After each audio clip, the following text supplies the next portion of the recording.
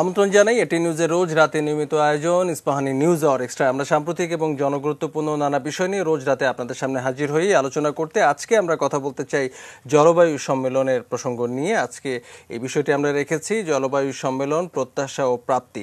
আমাদের সঙ্গে আজকে যারা অতিথি হিসেবে আছেন, প্রথমে একটু আলাপ করে দিতে চাই দর্শকদের সঙ্গে। আমাদের সঙ্গে আছেন দুর্যোগ ব্যবস্থাপনা বিশেষজ্ঞ গওহার নঈম ওয়ারা, আমাদের সঙ্গে রয়েছেন জাহাঙ্গীরনগর বিশ্ববিদ্যালয়ের আন্তর্জাতিক সম্পর্ক বিভাগের চেয়ারম্যান অধ্যাপক ফজলুল হালিম রানা, বিশ্লেষক এবং অনলাইন অ্যাক্টিভিস্ট সিরাজুল হোসেন, পরিবেশ সাংবাদিক রফিকুল ইসলাম মন্টু এবং বেগম রোকেয়া বিশ্ববিদ্যালয়ের কলা অনুষদের ডিন ও বাংলা বিভাগের প্রধান অধ্যাপক তুহিন ওয়াদুদ। আমরা পাঁচজন অতিথি আজকে, সবাইকে ধন্যবাদ জানাই আমাদের সঙ্গে আজকের এই আলোচনায় যুক্ত হবার জন্য। গওহার নঈম ওয়ারা, আপনাকে দিয়ে আজকের আলোচনাটা যদি শুরু করতে চাই। আমরা জলবায়ু সম্মেলন নিয়ে গত কয়েক দিন যদি এই সম্মেলনের দিকে যদি আমরা একটু নজর রাখি, অনেক তথ্য আমরা পেলাম এবং আমরা দেখলাম যে সম্মেলনের নির্ধারিত সময়ের বাইরেও কিছুটা গড়ালো, যে কিছু আপোষ মীমাংসার বিষয়ে একটু দ্বিমত মতানৈক্য ছিল, সেগুলোতে একটু সমাধানে পৌঁছানোর জন্য আমাদের নির্ধারিত সময়ের বাইরেও আমরা দেখলাম যে আলোচনা চলছে এবং একটি গ্রহণযোগ্য সমাধান, সর্বসম্মত একটি সিদ্ধান্তের একটা অপেক্ষা রয়েছে। আমরা একটু যদি প্রত্যাশা করতে চাই যে একটি হলো বৈশ্বিক প্রেক্ষাপট আর একটি বাংলাদেশের প্রেক্ষাপট। আমরা জানি যে বহু বছর ধরেই তো আমরা শুনছি যে সবচেয়ে ঝুঁকিপূর্ণ দেশগুলোর মধ্যে বাংলাদেশও রয়েছে। ফলে আমরা বাংলাদেশের বিষয়গুলো যদি একটু বুঝে নেবার চেষ্টা করি এই সম্মেলন বা এত বড় একটি বৈশ্বিক আয়োজন থেকে, আমরা যদি প্রত্যাশা এবং প্রাপ্তির হিসেবটা যদি একটু মেলাতে চাই, সম্মেলন তো আসলে প্রায় শেষ, আপনার পর্যবেক্ষণে কি ধরা পড়ে? ধন্যবাদ। সম্মেলন হয়তো এবারের মতন প্রায় শেষ, কিন্তু সম্মেলনটা একটা ধারাবাহিক প্রক্রিয়া। এটা শেষ মুহূর্ত পর্যন্ত আলোচনা করা এবং ইতিমধ্যেই দুইবার সংবাদ সম্মেলন বাতিল করা হয়েছে এবং পরবর্তী সংবাদ সম্মেলন কখন হবে সেটাও এখনো বলতে পারে নাই। সেটা তার মানে আলোচনা খুব জটিল একটা জায়গায় পৌঁছেছে। আলোচনা বিশেষ কিছু না, আলোচনায় কোন কথাটা থাকবে আর কোন শব্দটার পরিবর্তে নতুন কি শব্দ যোগ হবে। খালি চোখে পড়লে মনে হবে সবগুলো বাক্য এক, মানেও একই, কিন্তু আসলে এই দুই বাক্যের ভিতরে আকাশ পাতাল তফাৎ থাকে। সেই জন্যই এই দর কষাকষিমূলক আলোচনাটা আরো বেশি প্রলম্বিত হয় এবং বাইরে চলে যায় এবং প্রত্যেকেরই ধৈর্যের পরীক্ষা করে যে সমস্ত মুরব্বীরা আছে তারা, এবং বাংলাদেশের মতন ছোট দেশগুলার যারা গেছেন তারা, এদের মধ্যে ধৈর্যের পরীক্ষা এক সময় এরা বলে ফেলে ঠিক আছে আপাতত এটাই থাকুক। আমাদের সেভাবেই হয়েছে, আমাদের দেশেও এভাবে হয়। কিন্তু চূড়ান্ত ভাবে বিষয় নিয়ে এখন মূল আলোচনা চলছে। একটা হলো যে আমরা 1.5-এ থাকতে পারবো কিনা, থাকতে পারলে কিভাবে থাকবো। আরেকটা হচ্ছে আমাদের কম্পেনসেশন, যেটা বললাম যে ক্লাইমেট জাস্টিস। এখানে এটা যে দেশ যত ক্ষতিগ্রস্ত হয়েছে তারা ইয়ে করবে, এটা আগে একবার আলোচনায় আসছিল অনেক আগে এবং এটা সিদ্ধান্ত হয়েছিল যে লস অ্যান্ড ড্যামেজের ভিত্তিতে একটা ইয়ে করবে এবং প্রত্যেক বছরে $1 বিলিয়ন দেওয়ার কথা। সেটা দেয় নাই, বিশ্বে দেয় নাই, 21-এও দেয় নাই এবং আগামীতে দিবে কিনা বলবে না, তো বলতে পারছে না। এবং শেষ মুহূর্তে বড় দেশগুলো বলেছে আমাদের মাফ করে দাও, তারা মাফ চাইছে আর কি।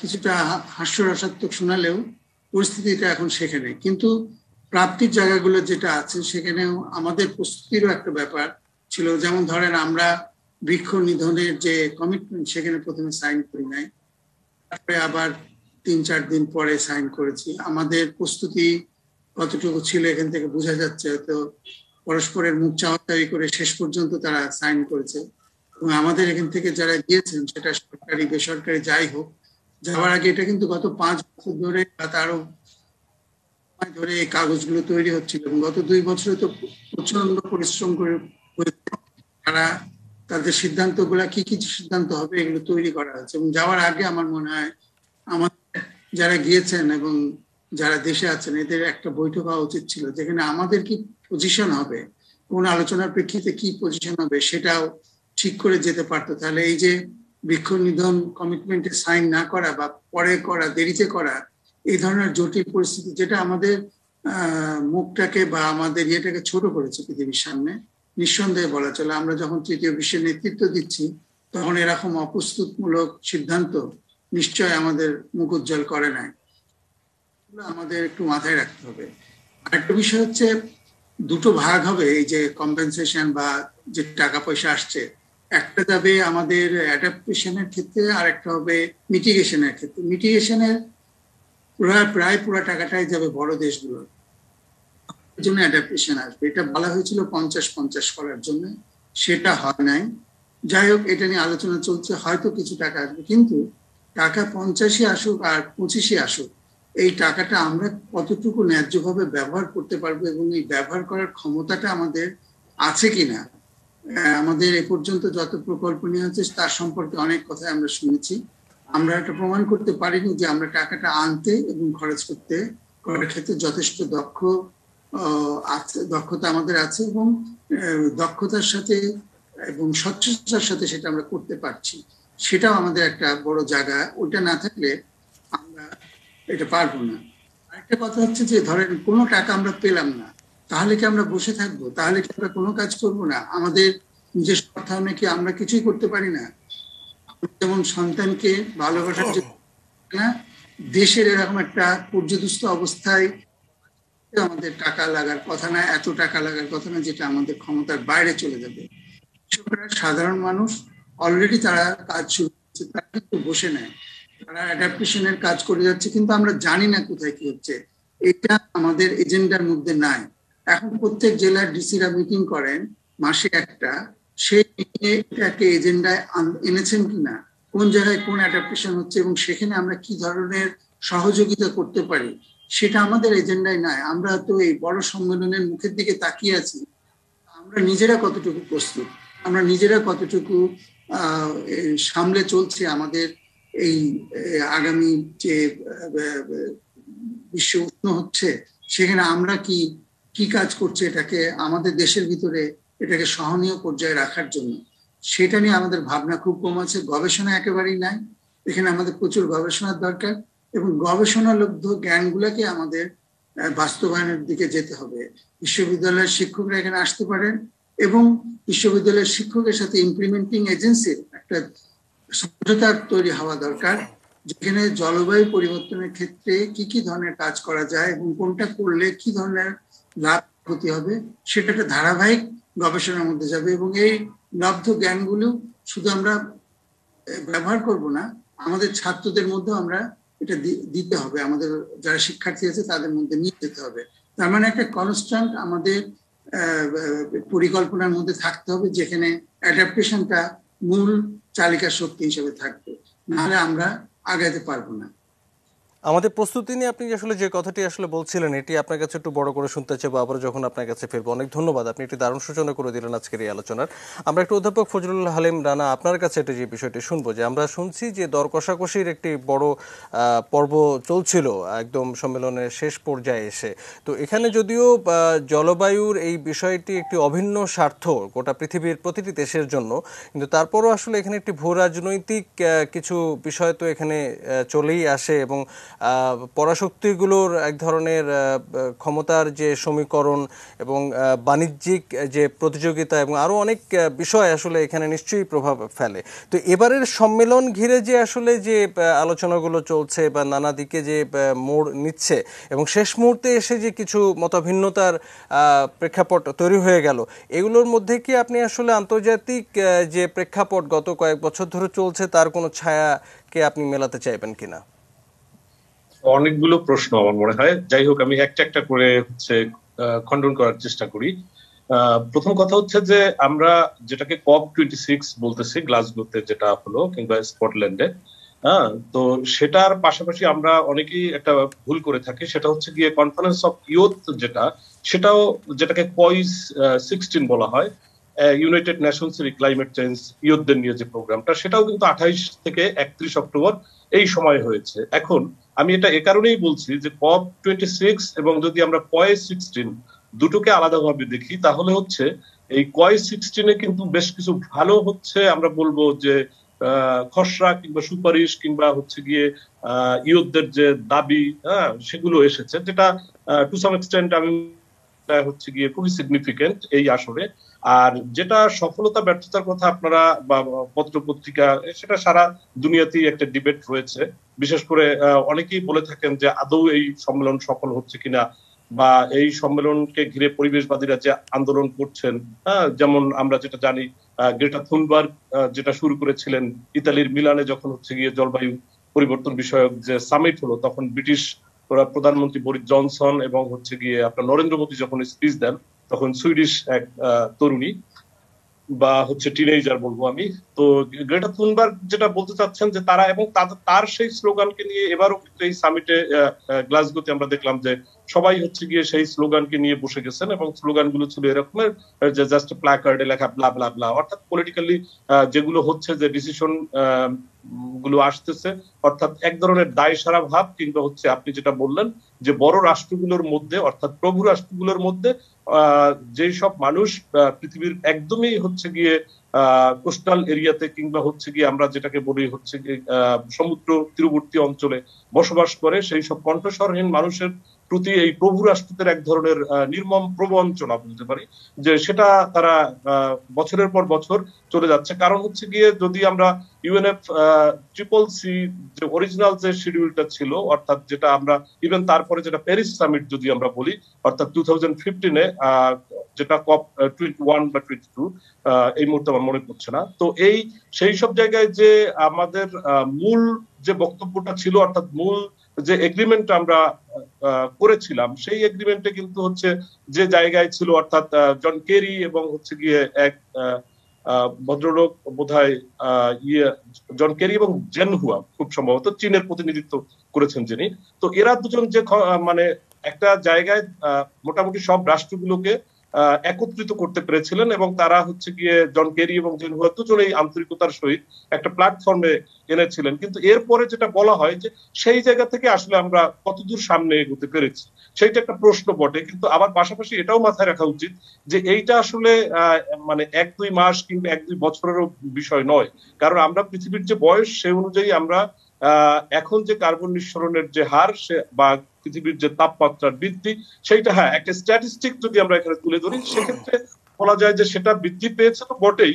এবং যেটা হচ্ছে গিয়ে আপনার অক্সফোর্ড ইউনিভার্সিটি এবারে এই সামিটের আগে ওরা একটা হচ্ছে গিয়ে ডক্টর সিনহা লির নেতৃত্বে একদল গবেষক, তারা একটা গবেষণা করেছেন, এবং তারা দেখিয়েছেন যে মূলত হচ্ছে গিয়ে গত অর্থাৎ 1980 থেকে 2009 পর্যন্ত যে পরিমাণ তাপমাত্রা বৃদ্ধি পেয়েছে, তার থেকে 2009 থেকে 2020 পর্যন্ত যদি আমরা আসি, তাহলে দেখা যায় যে 0.5 শুধু এই গত 10 বছরে বা 1 দশকে বৃদ্ধি পেয়েছে। তার মানে বিষয়টা খুবই অ্যালার্মিং, এটা বোঝা যায়। এবং একই কারণে দেখা গেছে যে বিবিসি ওয়ার্ল্ড এর মতো সম্প্রচার মাধ্যম, তারা এটাকে নিয়ে একটি এখন ধারাবাহিক করতে যাচ্ছেন, অর্থাৎ যেটার ওনারা নাম দিয়েছেন বিবিসি লাইভ এট 50 ডিগ্রি সেলসিয়াস, অর্থাৎ 50 ডিগ্রি সেলসিয়াস পৃথিবীর এখন অনেক জায়গায় হচ্ছে গিয়ে তাপমাত্রা উঠে যাচ্ছে 50 ডিগ্রি সেলসিয়াস।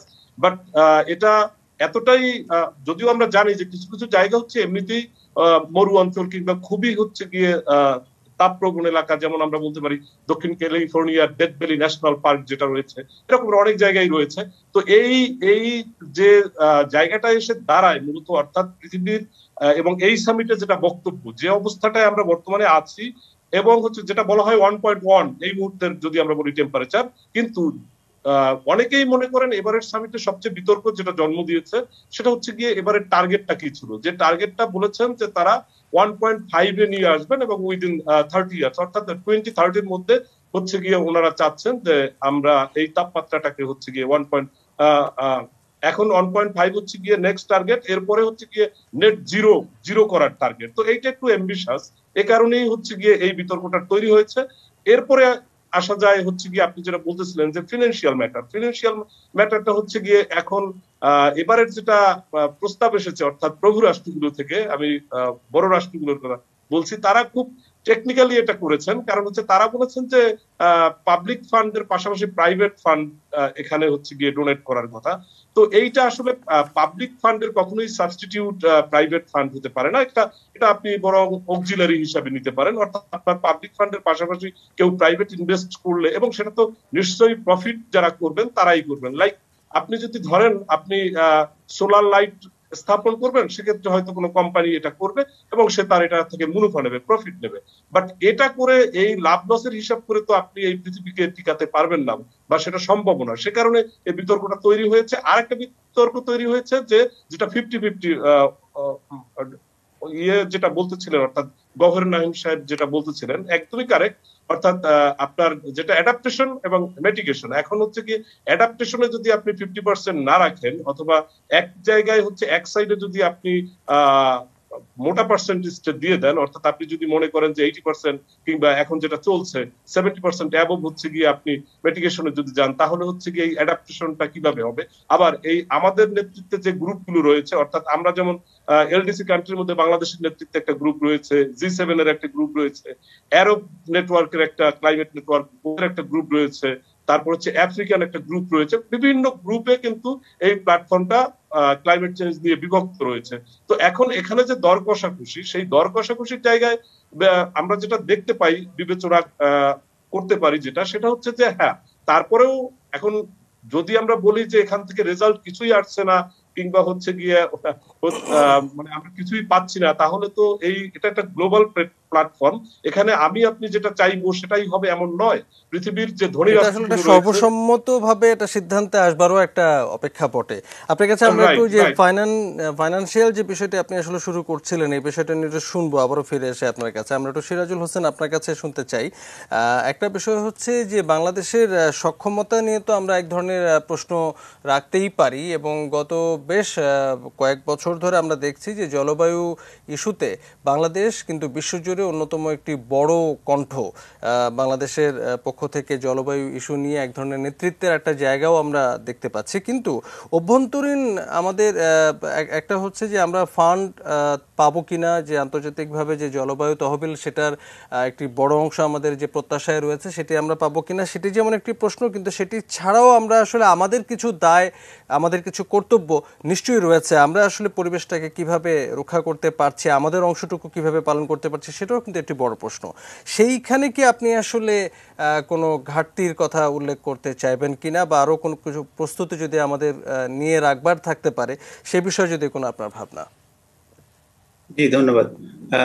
খুবই সুন্দর প্রশ্ন। আমি যেটা বলতে চাই যে আমাদের অ্যাটিটিউডটাকে কিন্তু চেঞ্জ করতে হবে। আমাদের অ্যাটিটিউডটা আমি মনে করি কমপ্লিটলি রং। কারণ আমরা সবসময় চাচ্ছি যে এক ধরনের চাপ প্রয়োগ করতে বা একটা দাবি তুলে আমরা আমাদের মনের ভিতরে আছে কিন্তু যে কিছু টাকা পাওয়া।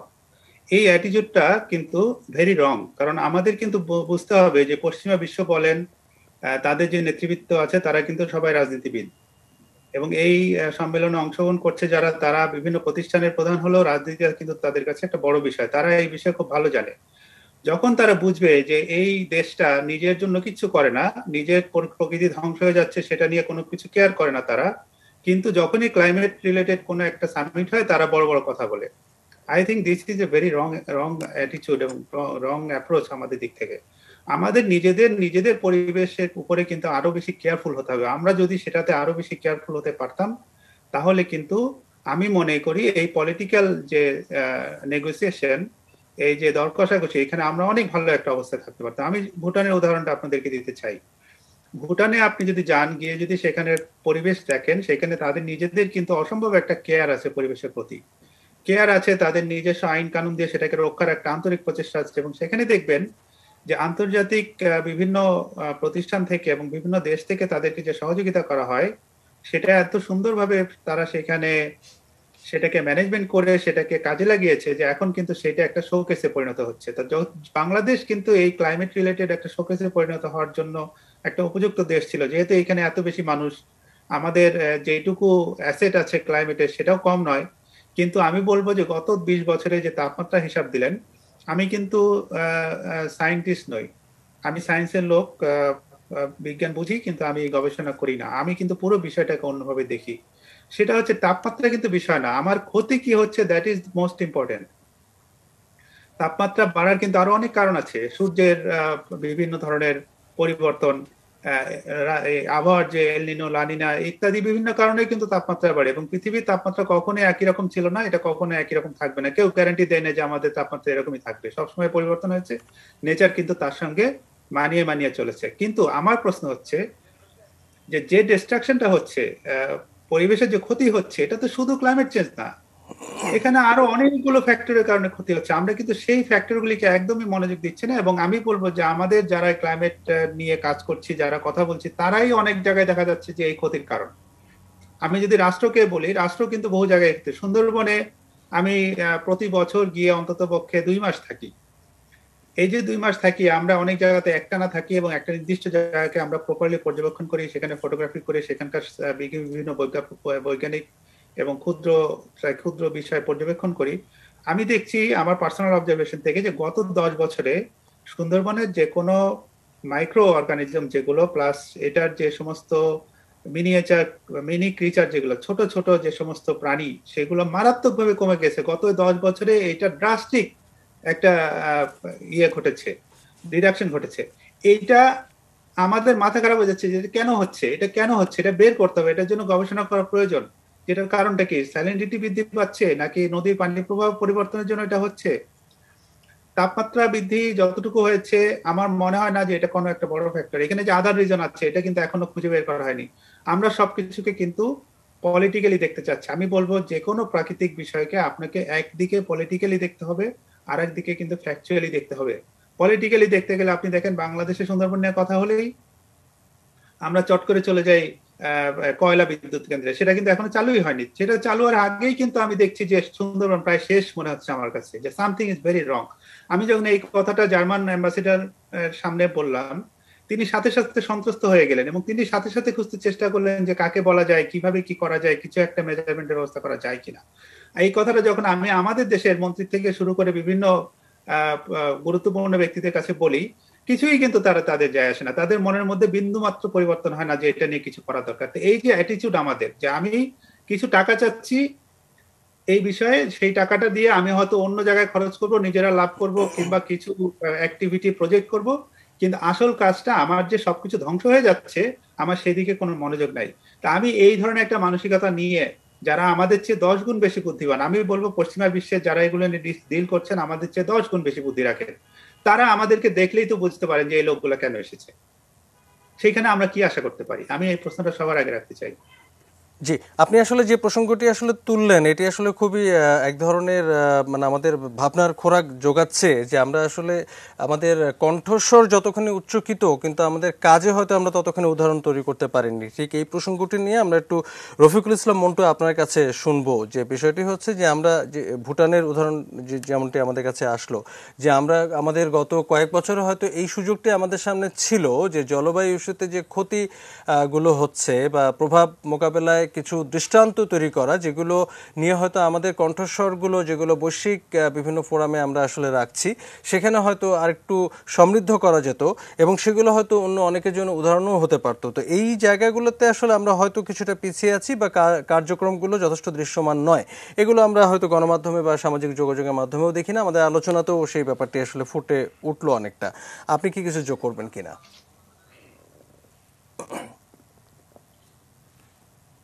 ধন্যবাদ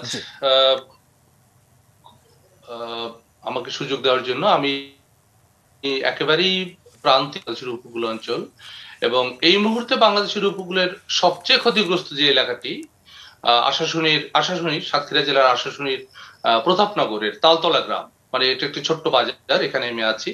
এবং এখানকার চিত্রটা বা ছবিটা আপনারা সবাই জানেন যে সাইক্লোন আমফানের পর থেকে 2020 সালের 20 মে থেকে এখানকার অবস্থা প্রায় 1.5 বছরের বেশি সময় ধরে বহু মানুষ পানির মধ্যে বসবাস করতেছে।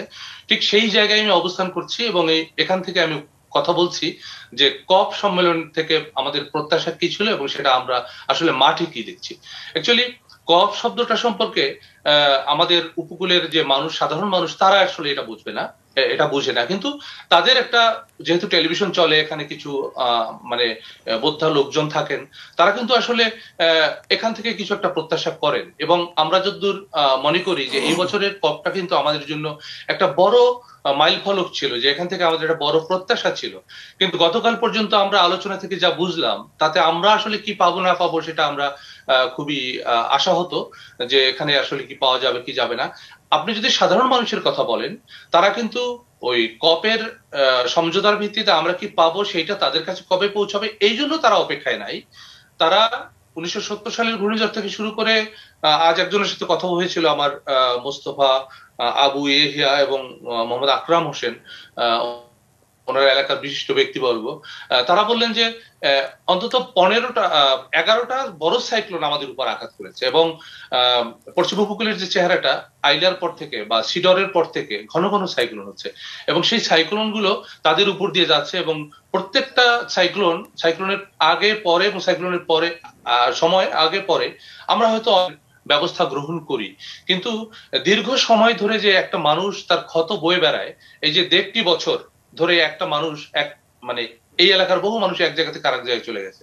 যদিও এটাকে অনেকে স্বীকার করেন না, কিন্তু আমার কাছে নামের তালিকা আছে যে আশাশুনি থেকে সে খুলনা গিয়েছে, আশাশুনি থেকে সে যশোর গিয়েছে, বিভিন্ন জায়গায় কাজের সন্ধানে, মানে তার ঘরে থাকার মতো কোনো পরিবেশ নেই।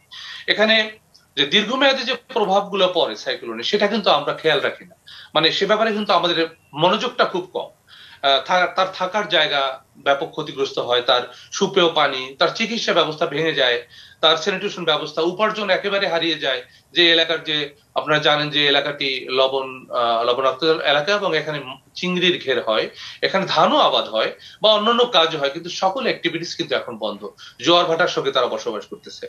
এখানে আমরা বড় একটা দেখি যে বাল্য বিয়ে হয় এবং শিশুরা কিন্তু কাজের সঙ্গে যুক্ত হয়ে যায়। এই ব্যাপারগুলো, এই যে সংকটগুলো কিন্তু তারা নিজেরাই মোকাবেলা করে। এখানে কিন্তু আপনি অ্যাডাপ্টেশন ফান্ড দেবেন, এই ফান্ড দেবেন, ক্ষতিপূরণ দেবেন, সেই জন্য সে বসে নাই, তার জীবনটা কিন্তু চালিয়ে নিতে হচ্ছে। আমরা কব বলি আর যাই বলি না কেন, এটা তার জীবন, মানে সে এই প্রতিনিয়ত এই বিষয়গুলোর মুখোমুখি। এবং আমরা কপে যে আলোচনাগুলো করব, সেই আলোচনাগুলোর প্রথম সারিতে কিন্তু এই মানুষগুলো আছে এবং তাদের এই গল্পগুলো আমি লিখি। এবং এবছরও আপনারা জানেন যে কপে আমার অনেকগুলো স্টোরি, এই এলাকার স্টোরি সেখানে প্রদর্শিত হয়েছে, দেখানো হয়েছে। এবং আপনি একটা ছোট উদাহরণ দিয়ে বলি যে আমরা, এর আগের আলোচকরা কথাগুলো বলেছেন, তো আমি একটু উদাহরণ দিয়ে বলি যে আমরা আসলে ওই সাহায্যের জন্য বা আমাদের ক্ষতিপূরণ পাওয়ার জন্য যে আমরা ওয়েট করতেছি, আমরা আসলে কি প্রিপারেশন নিচ্ছি। আমি বলি কি, বাংলাদেশের উপকূলাঞ্চলটা হচ্ছে একটা গোল্ডেন চেইন। পৃথিবীর কোন দেশ এই গোল্ডেন চেইনের এক টুকরো যারা পেয়েছে, তারাও সেইটাকে ব্যবহার করে সমৃদ্ধি অর্জন করেছে, অথচ আমরা আমাদের উপকূলটা ব্যবহার করতে পারিনি, মানে পজিটিভলি ব্যবহার করতে পারিনি। তো ফলে আমাদের, আপনি যদি যান ক্যালিফোর্নিয়া কোস্টাল কমিশন অসাধারণ একটা কাজ করছে। আমরা কি করছি উপকূল নিয়ে আমাদের জলবায়ু নিয়ে আমাদের সরকার অনেক সতর্ক, অনেক কাজ করে, জলবায়ু ট্রাস্ট ফান্ড আমাদের আছে, কিন্তু তারপরেও সেটার প্রতি শ্রদ্ধা রেখে আমি বলি, প্রতাপনগরে আমি একটা হিসাব করলাম, একটা আনুমানিক হিসাব, অন্তত 500 কোটি টাকার ক্ষতি হয়েছে 1.5 বছরের যে তাদের যে আমফানের পর থেকে। কিন্তু কেন ক্ষতি হলো নাজুক বেড়িবাঁধের কারণে। এই বেড়িবাঁধগুলো যে নাজুক, এটা যে একটু শক্ত, মানে মানে কি বলে, শক্তিশালী জোয়ারে এটা ভেঙে যাবে, সেটা আমি জানি। আমরা বিরতির পর ফিরে এসে আমাদের এই আলোচনাটি টেনে নিয়ে যাব, নিশ্চিত ততক্ষণ সঙ্গে থাকবেন।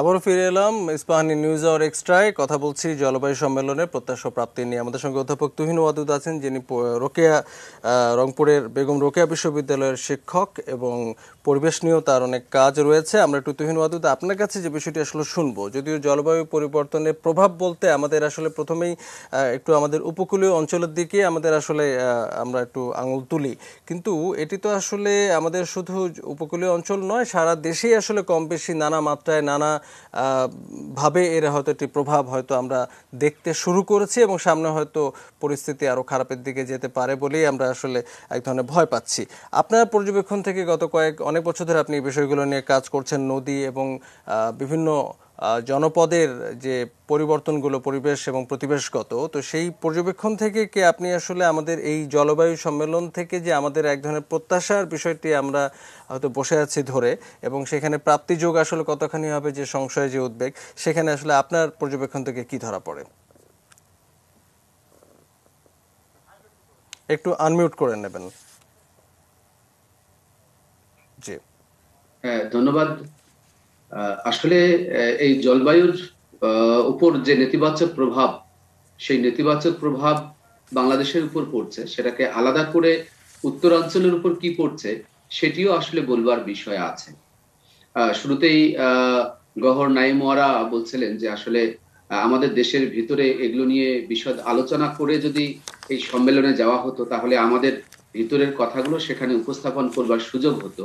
আসলে আমরা যদি দেখি এই পরিবর্তন তো সারা দেশে পড়ছে, সারা পৃথিবীতে পড়ছে, ফলে উত্তরাঞ্চল এর থেকে বাদ পড়ার কোনো কারণ নেই এবং বাদ পড়েও নি।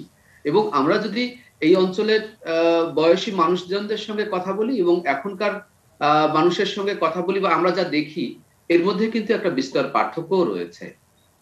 আমি একটা বিষয় একদম নির্দিষ্ট করে বলতে চাই, সেটি হচ্ছে যে এখন গ্রীষ্মকালে এই অঞ্চলে কোনো কোনো সময় হঠাৎ করে ঘন কুয়াশা দেখা দেয়। আমরা অনেকদিন ধরে বলে আসছি যে এরকম আগের বয়সী লোকজন কেউ কোনোদিন দেখেন নাই।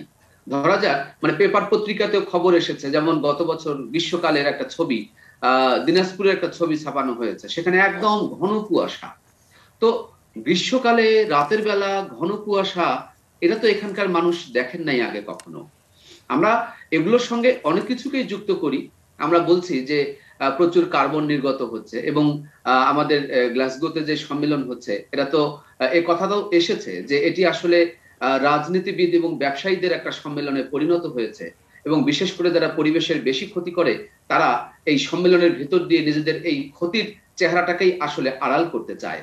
তা না হলে এই বিশ্বব্যাপী যারা ক্ষতি করছে, 2015 সালে যেই ক্ষতি রোধ করবার সিদ্ধান্ত হয়েছে এবং এখনো আশা করা হচ্ছে যে কমানো হবে, তো এই 5 বছরে তো সেই আশার আলো জ্বলে ওঠে নাই।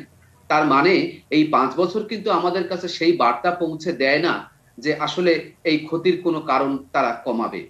অন্যদিকে আমরা কি দেখছি, আমরা কিন্তু এই উত্তরাঞ্চলের ক্ষেত্রে আর একটা বিষয়কে আমরা যুক্ত করে বলতে চাই এবং সেটি আলোচনায় খুব বিশদভাবে আসে নাই, কিন্তু আমরা মনে করি যে এই বিষয়টা গবেষণার দাবি রাখে এবং এটিও আলোচনায় আসা দরকার। সেটি হচ্ছে যে আমাদের যেই নদীগুলো মরে যাচ্ছে, একদিকে যখন নদীগুলো মরে যাচ্ছে, অন্যদিকে যখন গভীর নলকূপ দিয়ে সেখান থেকে পানি তোলা হচ্ছে এবং এর ভেতর দিয়ে যে আমাদের ভূমির গঠনে পরিবর্তন আসছে এবং আমাদের পানির স্তর নিচে নেমে যাচ্ছে, এর ভেতর দিয়েও কিন্তু জলবায়ুর উপর একটা প্রভাব পড়ছে। কিন্তু এই আলোচনাটা আমরা খুব বেশি দেখি না। আমাদের এখানে এই আলোচনাটা খুব বেশি হওয়া দরকার আরো এই কারণে যে ধরা যাক আমাদের উজানের দেশ যে ভারত আছে, এই ভারত কিন্তু আমাদের একতরফা পানি প্রত্যাহার করার ভেতর দিয়ে তারা কিন্তু আমাদের এই দেশের শুষ্ক মৌসুমে নদীগুলোকে সর্বতভাবে মেরে ফেলার একটা উদ্যোগ নিয়েছে। তো বাংলাদেশের যে ক্ষতি হয়, এই ক্ষতিকে পুষিয়ে নেওয়ার জন্য আমাদের নদীগুলোকে বাঁচিয়ে রাখার দরকার আছে, আমাদের বৃক্ষগুলোকে বাঁচিয়ে রাখার দরকার আছে। আমাদের শহর যে পরিমাণ নগরায়ন হচ্ছে, সেই নগরায়নের কারণে কিন্তু সবুজ নষ্ট হচ্ছে। আমাদের এই 50 বছর আগে যে জনসংখ্যা ছিল, আমি রাজশাহী বিশ্ববিদ্যালয়ের একজন অধ্যাপক জিওলজি অ্যান্ড মাইনিং এ, তিনি আমাকে বলছিলেন সারোয়ার স্যার যে আমরা প্রতিদিন যে পরিমাণ পানি ব্যবহার করি, প্রতিদিন এই পানি ব্যবহারের হিসেবও কিন্তু আমরা রাখি না। আমরা এই এখন যে 17 কোটি মানুষের পানির ব্যবহার, দৈনন্দিন যে পানির ব্যবহারের যে পানির অপচয়, সেটারও কিন্তু অনেকগুলো জলবায়ুর উপর নেতিবাচক প্রভাবের বিষয় আছে অতিরিক্ত ব্যবহারের কারণে। তো আমরা আমাদের এই উত্তরাঞ্চলের যে চেহারা দেখি, আমাদের কিন্তু রাজশাহীর কথা বলি, রাজশাহীতে বিভিন্ন সময় শুষ্ক মৌসুমে দেখা যায় এক এলাকার মানুষ ছেড়ে চলে যাচ্ছে। কেন চলে যাচ্ছে? ওখানে পানি পাওয়া যায় না। তাহলে এটা তো, এই চেহারা তো আগে আমাদের ছিল না। তাহলে আমাদের ভূমির নিচের যে চেহারাটা ছিল সেই চেহারাটা কিন্তু বদলে গেছে। এই বদলে যাওয়ার সম্পর্ক কিন্তু আমাদের উপরের সঙ্গে সম্পর্কিত। এখন সারা বিশ্বব্যাপী যেই কার্বন নির্গত হচ্ছে এবং সেই কার্বন নির্গত হওয়ার ভিতর দিয়ে বিশ্বব্যাপী যে বৈশ্বিক উষ্ণতা বৃদ্ধি হচ্ছে, তার ক্ষতির কিন্তু সবচেয়ে বড় জায়গাটা কিন্তু হচ্ছে মানে যেগুলো, তার মধ্যে কিন্তু বাংলাদেশ আছে। একদিকে বরফ গলছে, আর একদিকে উষ্ণতা বাড়ছে, সমুদ্রের পানি উপরে উঠে আসবে।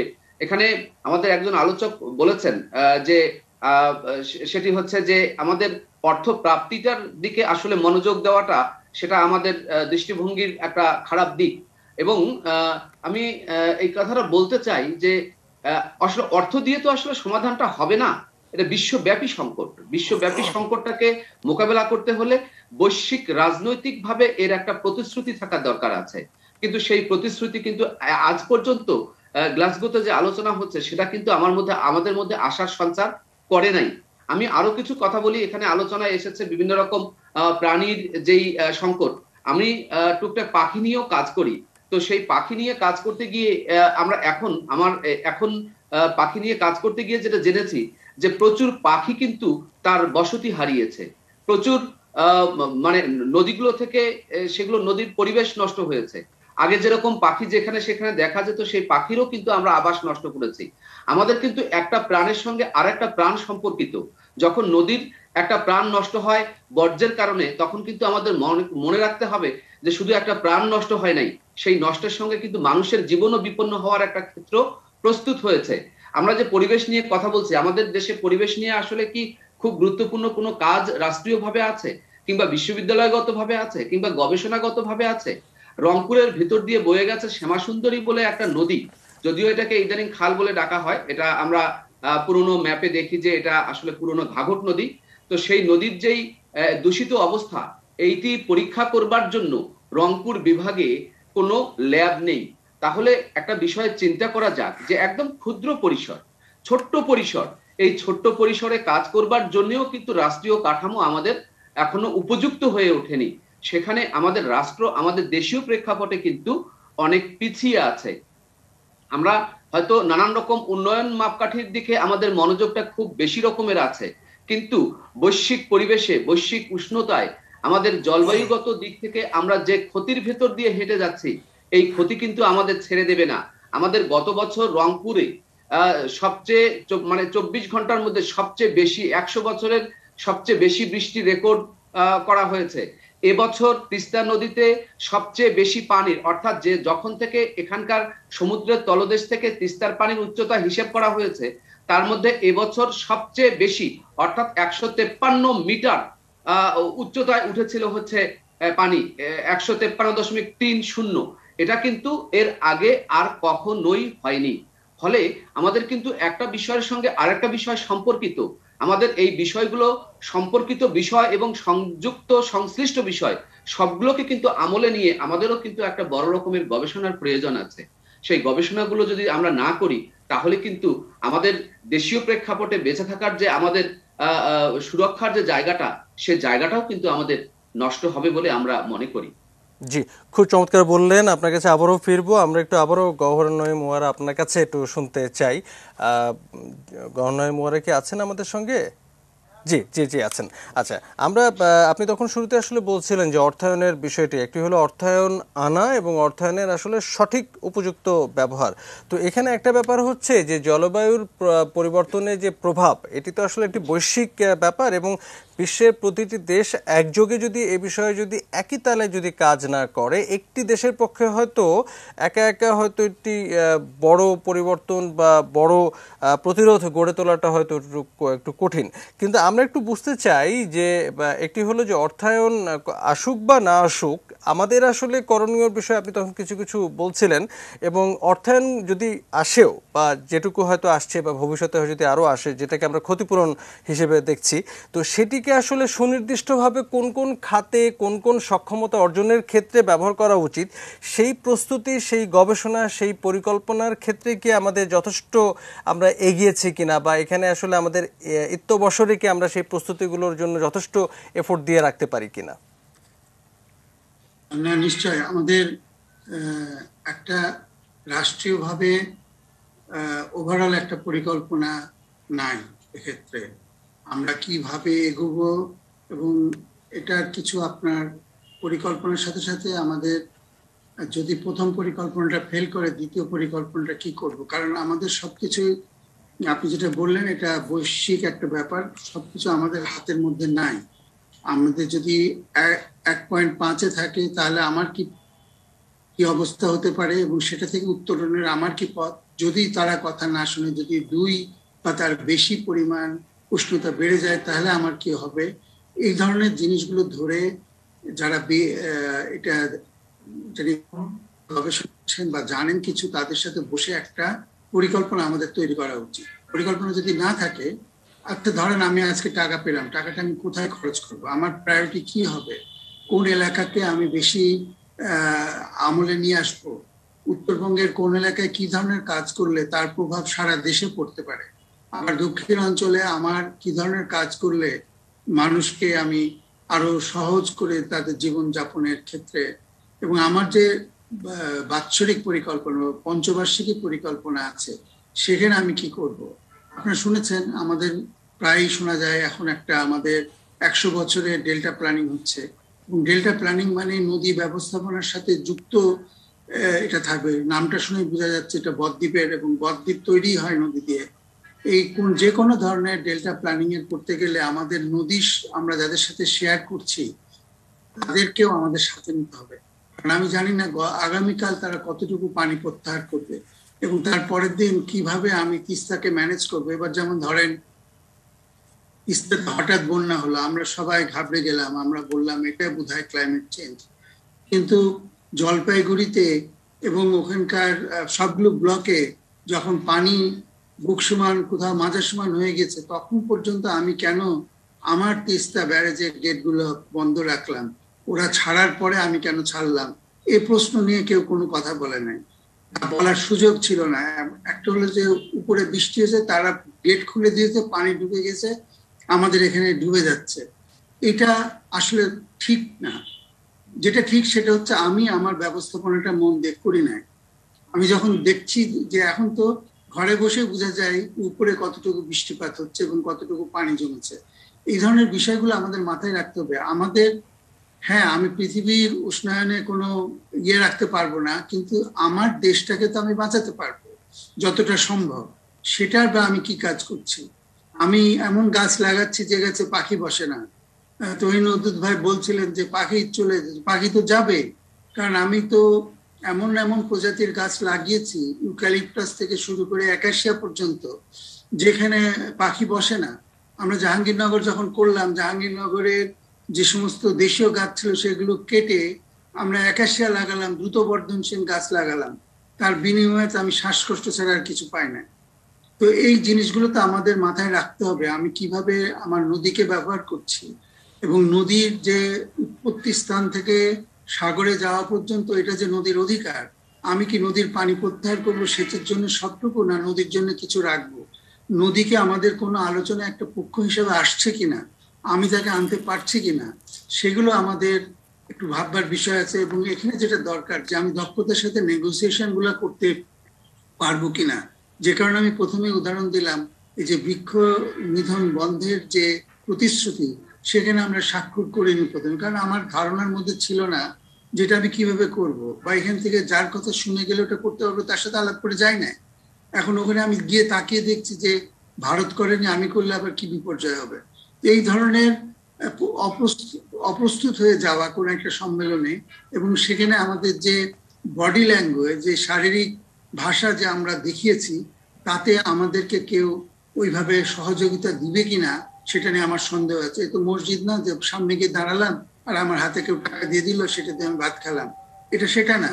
এখানে আমাকে কমপ্লিট করে টাকাটা আনতে হবে, এবং টাকাটা কিভাবে আমি খরচ করছি সেটা পৃথিবীর মানুষ বুঝতে পারবে, দেখতে পারবে, এইভাবে আমাকে করতে হবে।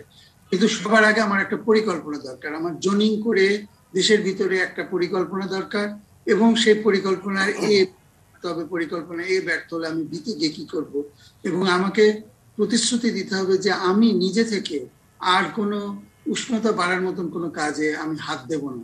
এই পরিকল্পনা এবং প্রস্তুতির জায়গাটা আসলে আমরা একটা বড় ঘাটতির বিষয় আমাদের চোখে পড়ছে, এটা আপনার কাছে একটু বড় করে শুনতে চাই আবার যখন আপনার কাছে ফিরবো। অনেক ধন্যবাদ আপনাকে গহর নাঈম ওয়ারা, আপনি বেশ দারুণ কয়েকটা পয়েন্ট আমাদেরকে দিলেন। আমরা একটু সিরাজুল হোসেনের কাছে একটু শুনতে চাইবো যে একটা বিষয় হচ্ছে যে আমাদের প্রস্তুতি এবং পরিকল্পনা নিয়ে তো আসলে এক ধরনের ঘাটতির কথা আমরা বুঝতেই পারছি, কিন্তু আমরা যদি এবারের সম্মেলনের দিকে যদি তাকাই তো সেখানে কিন্তু একটা বড় এজেন্ডা ছিল কয়লা এবং জীবাশ্ম জ্বালানির ব্যবহার পর্যায়ক্রমে কমিয়ে নিয়ে আসা, এবং সেই বিষয়টি নিয়েই একটা সমঝোতা হবে কি হবে না এ নিয়ে আমাদের একটি বড় মনোযোগ রয়েছে। এবং অংশগ্রহণকারী দেশ যারা আসলে শীর্ষ কার্বন নিঃসরণকারী দেশ, তারা কিন্তু একটা বিষয় বলছে যে তারা নির্দিষ্ট মেয়াদে কার্বন নিঃসরণটিকে একেবারে শূন্যের কোঠায়, সত্যি সত্যি জিরো, নেট জিরো যেটাকে বলা হচ্ছে, সেই শূন্যের কোঠায় নামিয়ে নিয়ে আসবে। তো এটি আসলে কতখানি বাস্তবসম্মত আপনার কাছে মনে হয়? যে কারণ আমরা যখন দেখছি যে এক ধরনের বাণিজ্যিকীকরণ এবং প্রতিযোগিতা দেশগুলোর মধ্যে, যে শিল্পায়ন এবং অন্যান্য বিষয়, এবং যখনই আসলে জীবাশ্ম জ্বালানি বা কয়লা নির্ভরতা আসলে একটু বাদ দিয়ে অন্য বিকল্পের দিকে ঝুঁকে যাওয়ার একটা বিষয় থাকে, তখনই কিন্তু এখানে একটি খরচের একটা বিষয় এখানে যুক্ত হয়ে পড়ে। তো এই বাস্তবতায় আসলে যেটি আসলে সম্মেলনে সবাই বেশ জোর গলায় বলছেন, সেটি বাস্তবে প্রয়োগের ক্ষেত্রে আসলে কতখানি আন্তরিক থাকবেন, সেই প্রশ্ন কি থেকেই যায় কিনা আপনার কাছে কি মনে হয়? জি, ধন্যবাদ। আমি প্রথমে এই আপনার প্রশ্নের জবাব দেওয়ার আগে একটু এই এই বিষয়টা অবতারণার আনুষঙ্গিক আরেকটা বিষয় বলতে চাই।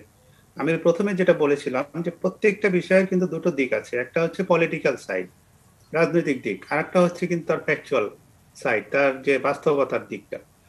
আমরা কিন্তু এই দুটাকে আলাদা করতে পারছি না। আমরা সবসময় হয় পলিটিক্যালি কথা বলছি, মানে সবাই সব দিক থেকে সবসময় পলিটিক্যালি কথা বলছি, গবেষকরাও পলিটিক্যালি কথা বলছেন, বিষয়টা অনেকটা যেন এরকম। তো আমি একটা উদাহরণ দিয়ে জিনিসটাকে পরিষ্কার করে তারপরে আপনার প্রসঙ্গটা আসছি। উদাহরণটা হচ্ছে যে যখনই আমাদের জলবায়ুর কথা উঠে, নদীর পানি স্বল্পতার কথা উঠে, নাব্যতা সংকটের কথা উঠে, আমরা কিন্তু চট করে ভারতের দিকে চলে যাই, যে ভারত নদীর পানি দিচ্ছে না, বন্ধ করে দিচ্ছে, এই জন্য এগুলো হচ্ছে, সুতরাং তারা দায়ী, আমি দায়ী না, আমি কিন্তু নিজেকে বাঁচিয়ে ফেলছি। আমি বলছি যে ভারত যে পানি বন্ধ করে দিচ্ছে না, আমরা তাদের কাছে প্রাপ্য ন্যায্য পানি পাচ্ছি না, এটা আমি অস্বীকার করছি না, কিন্তু আমার দেশের যত মস্তিষ্ক আছে তার অর্ধেক মস্তিষ্ক কাজ করা উচিত এটা রাজনৈতিক দিকটা নিয়ে ভারতের সঙ্গে ফাইট করা।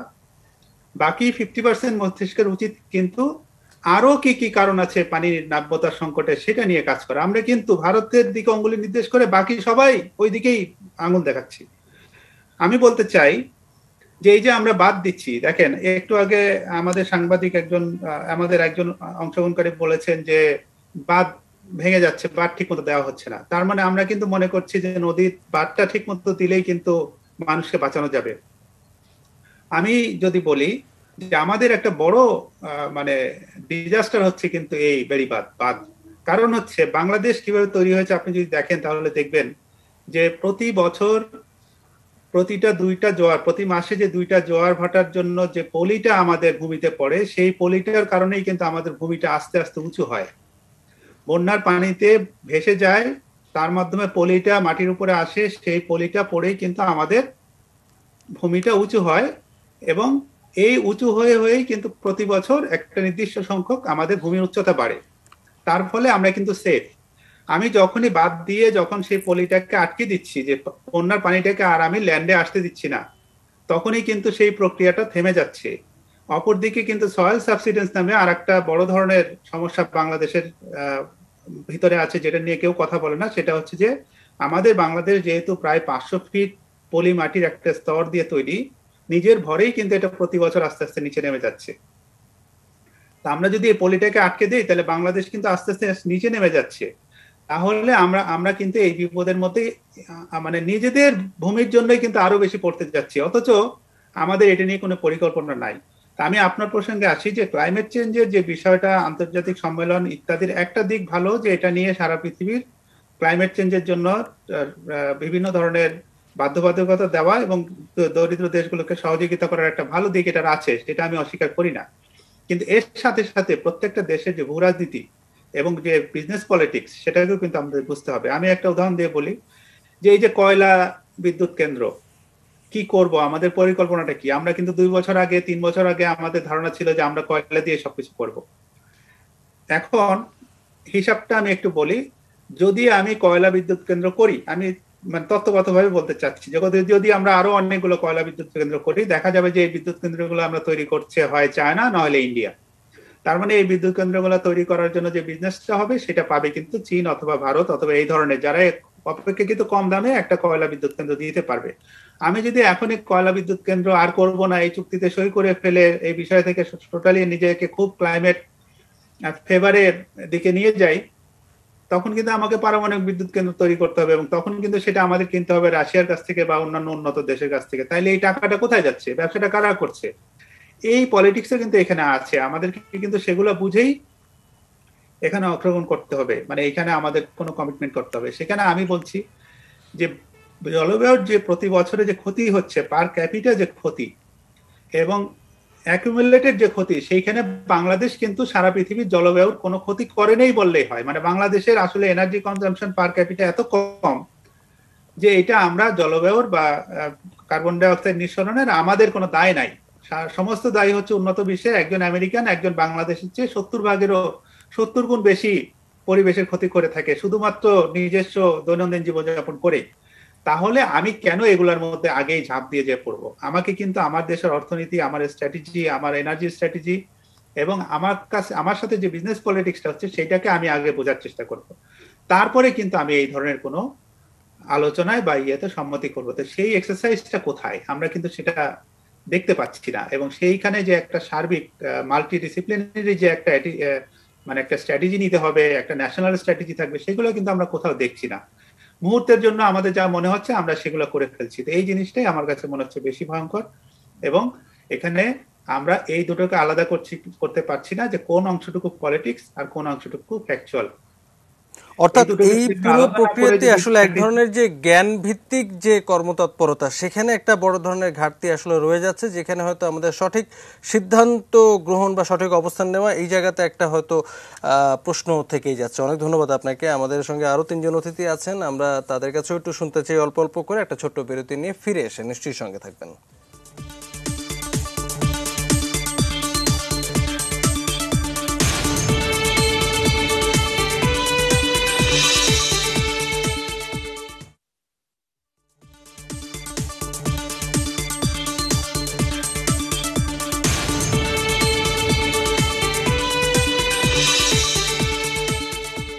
জলবায়ু সম্মেলন, প্রত্যাশা ও প্রাপ্তি, ইস্পাহানি নিউজ আওয়ার এক্সট্রার আজকের বিষয়। আমরা রফিকুল ইসলাম মন্টু, পরিবেশ সাংবাদিক, আপনার কাছে আবারও একটু যেতে চাই, যিনি প্রত্যন্ত একটি অঞ্চল থেকে আমাদের সাথে অনলাইনে যুক্ত হয়েছেন এবং সেখানকার বিষয়ে তিনি কিছু উদাহরণ দিয়ে বলছিলেন তার অভিজ্ঞতার কথা।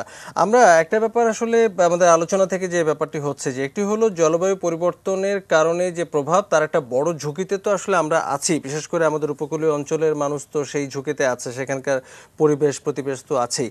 কিন্তু একই সঙ্গে অভিযোজিত হওয়ার একটি প্রাকৃতিক ক্ষমতাও তো আসলে আছে। কিছুক্ষণ আগে সিরাজুল হোসেন যেমনটি বলছিলেন যে আমরা কি সঠিক কাজটি করছি কিনা, যে সঠিক সিদ্ধান্তগুলো নিয়ে আমাদের মানুষকে বাঁচাতে, তাদেরকে একটি স্বাচ্ছন্দ্য বা নিরাপদ আশ্রয় বসতি তৈরি করে দিতে গিয়ে কি আমরা পরিবেশের জন্য কি আর একটি বড় ঝুঁকি তৈরি করছি কিনা, এখানে যথেষ্ট জ্ঞানভিত্তিক তৎপরতার ব্যাপার কি ঘটছে কিনা, নাকি যেটি সাদা চোখে দৃশ্যমান যে তৎপরতাগুলো আমাদের কাছে মনে হচ্ছে যে এটাই ন্যায্য, এটাই যৌক্তিক, সেটাই করছি, এর ফলে ভবিষ্যতে গিয়ে বড় ঝুঁকি তৈরি হওয়ার একটা বিষয় তৈরি হয়ে যাচ্ছে কিনা, এই প্রশ্নও আসছে। ধন্যবাদ। আমি বাংলাদেশের উপকূল, মানে সমগ্র উপকূল ঘুরি। আমি পূর্বে টেকনাফের শাহপুরের দ্বীপ, পাশ দিয়ে বয়ে গেছে নাফ নদী, পশ্চিমে শ্যামনগর, পাশ দিয়ে বয়ে গেছে কালিন্দী নদী, ওপারে ভারত। পুরো যে 710 কিলোমিটার তটরেখা, এটার বেশিরভাগ জায়গা হচ্ছে আমার যাওয়া পথ চলা। এবং আমি পথে ঘাটে হেঁটে যে জিনিসটা লক্ষ্য করি, বাংলাদেশের উপকূলের অনেক জায়গা মানুষের বসবাসের অযোগ্য হয়ে যাচ্ছে। মানে অনেক গ্রামে এখন আর মানুষ বসবাস করতে পারছে না। আপনি যদি ঢালচরে যান, ঢালচর আমরা গত 10 বছর আগে পুরো একটা দ্বীপ দেখেছি এবং কখনো এটা যে ভেঙে যাবে এটা আমরা কল্পনা করিনি। কিন্তু এখন গিয়ে দেখুন সেটা 3-এর 2 অংশ নেই। তো মানুষগুলো কোথায় গেল? এক জায়গা থেকে মানুষ অন্য জায়গায় যাওয়ার যে প্রবণতা, সেটা কিন্তু আমাদের উপকূলে ক্রমে ক্রমে বাড়তেছে। যদিও সরকার বিভিন্ন ধরনের উদ্যোগ নিচ্ছে, আবাসন প্রকল্প করছে, তারপরে আরো অন্যান্য পদক্ষেপ গ্রহণ করছে। হ্যাঁ, নতুন বনায়ন হচ্ছে, আবাসনগুলো হচ্ছে, প্রত্যেকটা জায়গায় কিন্তু আমরা ঘাটতি লক্ষ্য করি। আপনি খেয়াল করে দেখবেন যে আবাসন প্রকল্প কোনো একটা দ্বীপের এমন একটা জায়গায় হচ্ছে যেখানে মানুষের যাতায়াতে 3টা খাল পার হতে হয়, কিংবা ধরুন যে সেখানে কোনো স্কুল নাই, কিংবা কোনো ধরনের ব্যবস্থা নাই, সে কিভাবে আয় রোজগার করে খাবে সে ব্যবস্থাটাও নাই, সেখানে আবাসন প্রকল্পটা হচ্ছে। এই কারণে অধিকাংশ জায়গায় আমরা খেয়াল করে দেখি যে আবাসন প্রকল্পে এই ঘরগুলো খালি থাকে। আমরা যদি এখনকার সবচেয়ে ভার্নারেবল অবস্থা হচ্ছে আমাদের পশ্চিম উপকূলে। এখানে আপনারা জানেন যে বেশ কয়েকটা সাইক্লোন পর পর আঘাত করেছে। আমরা যদি গাবুরার একটা দৃষ্টান্ত তুলে ধরি সামনে, গাবুরা আইলায় গাবুরাকে নিঃস্ব করে দিয়েছে এবং গাবুরা থেকে বহু মানুষ এক জায়গা থেকে আরেক জায়গায় চলে গেছে। ঠিক একই পথ ধরে আমফানে এখন প্রতাপনগর, এটা হচ্ছে আশাশুনির একটা ইউনিয়ন, সেটাও কিন্তু গাবুরার মতোই, গাবুরার পথেই হাঁটছে। তাহলে আমরা আবার যদি আপনি কয়রাতে যান, কয়রার উত্তর বেতকাশি, দক্ষিণ বেতকাশি, আমি গাতিরঘেরি গ্রাম ঘুরে আসলাম কদিন আগে, তো ছবিগুলো কিন্তু একই রকম। এবং এখানে কি প্রবলেম, এখানে হচ্ছে থাকার জায়গা তাদের নেই, তারা অন্য জায়গায় যাচ্ছে, এখানে জীবিকার কোনো পথ নেই। উনি হয়তো চিংড়ি চাষ করে বা কোনো ভাবে চাষাবাদ করে উনি এখানে বসবাস করছিলেন, কিন্তু সেই ব্যবস্থা না থাকে উনি অন্য জায়গায় চলে যাচ্ছে। আমরা ডিসপ্লেসমেন্ট, ইন্টারনাল ডিসপ্লেসমেন্ট হচ্ছে প্রচুর মানুষ, এটা কোনো অস্বীকার করার কোনো উপায় নেই। এবং আমরা জানি ঢাকায় প্রতি বছর লাখ লাখ মানুষ ঢুকছে বিভিন্ন প্রান্ত থেকে বাংলাদেশে। এরা যে কোনো পরিবেশগত সমস্যার কারণে, সংকটের কারণে এক জায়গা থেকে আরেক জায়গায় যেতে যেতে সর্বশেষে তারা ঢাকার একটা বস্তিতে ঠাঁই নেয়। কিন্তু আমরা এদেরকে এলাকায় রাখার জন্য কি ব্যবস্থা করছি? আমি একটা এক্সাম্পল দিয়ে যদি বলি, এই প্রতাপনগর, আমরা আজকে বেশ কিছু লোকজনে বসে হিসাব করে একটা সংখ্যা দাঁড় করালাম যে গত 1.5 বছরে এখানে ক্ষতি হয়েছে 500 কোটি টাকার মিনিমাম, মানে একটা আনুমানিক হিসাব। এই যে অবকাঠামো, রাস্তাঘাট, এটা সেটা অনেক কিছু আমরা করেছি। আমরা জানি কিন্তু এই বেড়িবাঁধ গুলো নাজুক এবং ছোট ধাক্কায় বড় ক্ষতি হবে, সেটা আমরা জানি। কিন্তু আমরা মাত্র 10 কোটি টাকা যদি এখানে খরচ করতাম এই শক্ত বেড়িবাঁধটা শক্ত করার জন্য, তাহলে কিন্তু এই 500 কোটি টাকার ক্ষতি আমার হতো না। এই পুরো ইউনিয়নটা অন্তত 50 বছর পিছিয়ে গেল এবং আগের অবস্থায় ফিরিয়ে নিতে তার লাগবে আরো 1000 কোটি টাকা। তাহলে আমরা পরিকল্পনায়, ব্যবস্থাপনায়, মানে বেড়িবাঁধটা নাজুক সেটা আমরা জানি, আমরা নিউজ করি, আমরা খবর লিখি, আমরা এটা সংশ্লিষ্ট দপ্তরের কর্মকর্তারাও জানে। কিন্তু বেড়িবাঁধটা তখনই সংস্কার হবে যখন বেড়িবাঁধটা ছুটে পানি ঢুকে মানুষের ক্ষতি হবে। তারপরে আমি কেন করবো এটা? আমি কেন আগে স্টেপটা নিচ্ছি না? আপনাদেরকে আরো একটা এক্সাম্পল দিয়ে বলি যে প্রতাপনগরকে গত 1.5 বছরে পানি মুক্ত করা যায়নি। এলাকার মানুষ চাঁদা তুলে রিং বাদ দিয়ে কিছু বাড়ি ঘর রক্ষা করেছে, আর একটা অংশে জোয়ার ভাটার পানি চলছে এবং সেখানে টেন্ডার হয়, কাজ শেষ হয় না। মানে এই যে নানান ধরনের গাফেলাতি, যে ওয়ার্ক অর্ডার হলো, কাজ শুরু হলো না, আবার কাজ শুরু হলো, কাজ শেষ হলো না, এর ভোগান্তিটা তো এই মানুষরা দিচ্ছে। এবং এই মানুষ তো কোনো অপরাধ করেনি, এইটা তো তার কোনো অপরাধ না। এই যে আমরা ক্ষতিপূরণের কথা বলি, এই মানুষগুলো যে মানে ক্ষতির জন্য দায়ী না। আমাদের যে এই যে আমরা অব্যবস্থাপনাগত সমস্যা, সেইটার কিন্তু সকল কিছু দায়ভার এই মানুষের উপর হচ্ছে এবং মানুষকেই ভোগান্তির শিকার হতে হচ্ছে এবং তারাই প্রত্যেকটা সমস্যা নিজেরা নিজেদের মতো করে মোকাবেলা করছে। 3 বেলার জায়গায় 2 বেলা খাওয়া, ছেলের স্কুলের প্রাইভেট টিউশনি বন্ধ করে দেয়া, কিংবা স্কুল বন্ধ করে, স্কুলে যাওয়া বন্ধ করে দেওয়া, কিংবা ধরুন যে পরিবারের অন্য বড় প্রয়োজন কমিয়ে আনা, পরিবার দ্বিখণ্ডিত হয়ে যাওয়া, এই ঘটনাগুলো শিকার হচ্ছে এই মানুষগুলো। তো এই মানুষগুলোর জন্য আমরা এই জলবায়ু সম্মেলনের আলোচনা আমি শুনতে চাই না।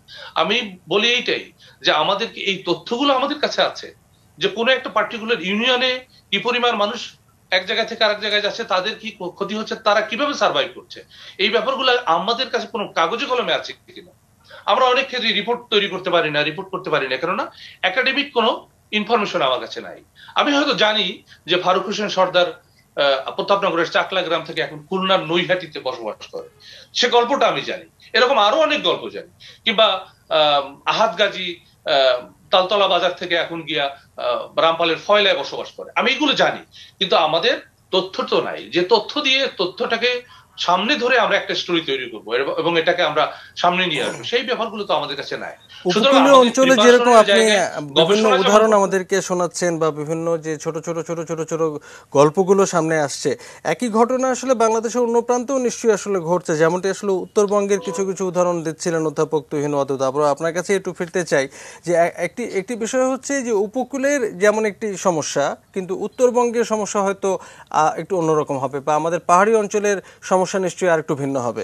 তো আমরা যদি আপনার কাছে আর একটু বুঝতে চাই যে একটি হচ্ছে যে উত্তরবঙ্গ বা আমাদের উত্তর অংশের যে চ্যালেঞ্জগুলো, একটি হলো যে তাপমাত্রা বেড়ে যাওয়ার কারণে একটি সমস্যা, আর একটি হচ্ছে যে মরুকরণের একটি বড় ঝুঁকিতে তো আসলে আমরা আছি। আমাদের পানি ব্যবস্থাপনার ক্ষেত্রে একটি বড় সংকট তো আসলে রয়ে গেছে, প্রশ্ন রয়েই গেছে। তো জলবায়ু সম্মেলনকে যদি আমরা একটু এই পুরো প্রক্রিয়ার সঙ্গে মিলিয়ে যদি একটু প্রত্যাশা এবং প্রাপ্তির মিল খুঁজতে চাই, আপনি কি এখান থেকে কিছু কি আমাদেরকে শোনাতে পারেন?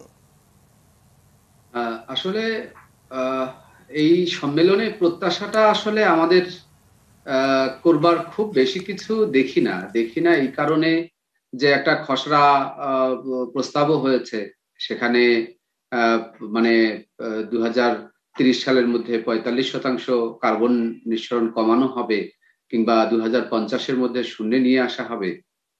এই কথাগুলো শুনলেই তো আমাদের এটাও ভাবতে হয় যে একটা বিশ্বজুড়ে অসুস্থ অর্থনৈতিক প্রতিযোগিতা আছে, সেই অর্থনৈতিক প্রতিযোগিতায় কেউ কি নিজেদেরকে বৈশ্বিক প্রেক্ষাপটে মহাকালিক করে ভাববেন?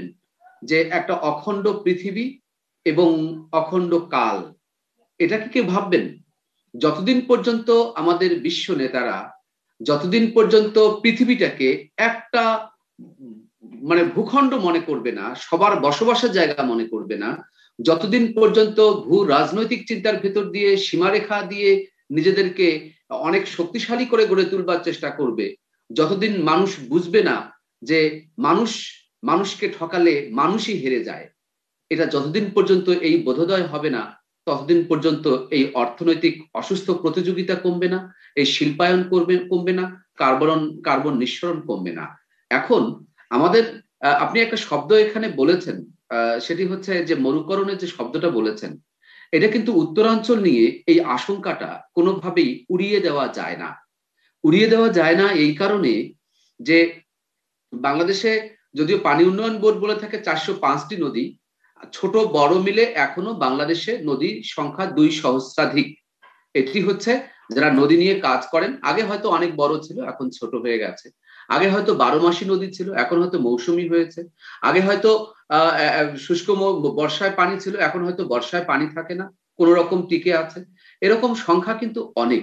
তো এই আমাদের বাংলাদেশে কিন্তু উত্তরাঞ্চলের দিক থেকে ভাটিতে পানি যায়, ফলে পানিটা যদি মাঝখানে কমে যায়, আমাদের হঠাৎ করে একদম মরুকরণ হওয়াটা একটু কঠিন এই কারণে যে বর্ষা মৌসুমে প্রচুর পানি আমাদের হয় এবং সেই পানির পরিমাণ কিন্তু নেহায়েত কম নয়। এখানে একজন আলোচক বলছিলেন যে আমরা পানির কথা এলেই ভারতের কথা বলি।